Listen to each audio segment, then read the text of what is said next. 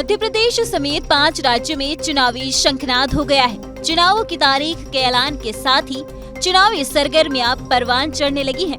मध्य प्रदेश की कुछ अहम सीटों पर हमेशा सियासत की नजर रहती है, खासकर इंदौर की। इंदौर जिले में कुल 9 विधानसभा सीटें हैं। ये सभी सीटें राष्ट्रीय स्तर की राजनीति के लिए जानी जाती हैं। 9 सीटों में 6 सीटों पर बीजेपी के विधायक हैं, जबकि 3 सीटों पर कांग्रेस ने कब्जा जमाया हुआ है।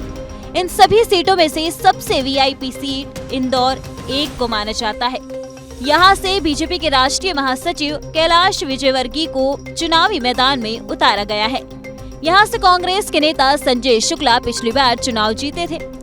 इंदौर विधानसभा क्रमांक 1 सीट के चुनावी सफर पर बात करें तो ऐसा नहीं है कि ये सीट कांग्रेस का गढ़ है।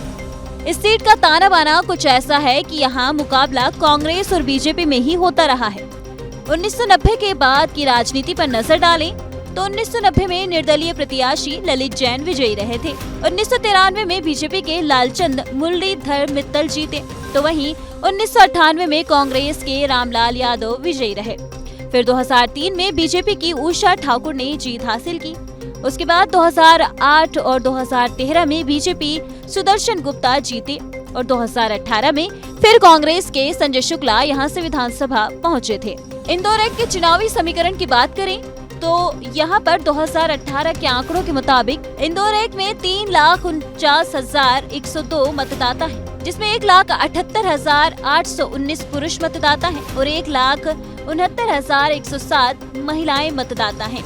इस क्षेत्र में यादव और ब्राह्मण समाज का खासा वर्चस्व है। हालांकि जैन समुदाय के मतदाता भी हार जीत में बड़ी भूमिका निभाते हैं। संजय शुक्ला के बारे में बात करें तो संजय शुक्ला मध्य प्रदेश के अमीर विधायकों में से एक हैं और पिछले 5 सालों से यहाँ के विधायक हैं। संजय शुक्ला ने 5 सालों में अच्छा काम भी किया है और उन्होंने ही भाजपा के सुदर्शन गुप्ता को हराकर इस सीट को कांग्रेस के खाते में डाला था। इसके अलावा जातीय समीकरणों की अगर बात करें तो संजय शुक्ला ब्राह्मण समाज से आते हैं। बता दें कि इंदौर विधानसभा 1 में यादव और ब्राह्मण मिलकर विधायक का भविष्य तय करते हैं।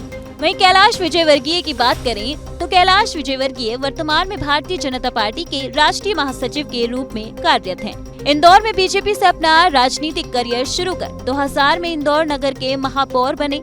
बिना कोई चुनाव हारे वो लगातार 6 बार विधानसभा के सदस्य चुने गए। पार्टी में केंद्रीय नेतृत्व के लिए पदोन्नत होने से पहले वो 12 वर्ष तक राज्य सरकार में कैबिनेट मंत्री भी रहे। ऐसे में बीजेपी की ओर से कैलाश विजयवर्गीय को इस सीट से उम्मीदवार तय होना ये संकेत देता है कि ये सीट भाजपा के लिए कितनी मुश्किल सीट है। बहरहाल एक बात तो तय है कि इस सीट पर सीधा मुकाबला बीजेपी और कांग्रेस के ही बीच है और दोनों पार्टी इस सीट पर कब्जा करना चाहती हैं और दोनों की ओर से दावेदारी भी मजबूत मानी जा रही है। ऐसे में इंदौर की इस सीट पर लड़ाई काफी दिलचस्प होने वाली है।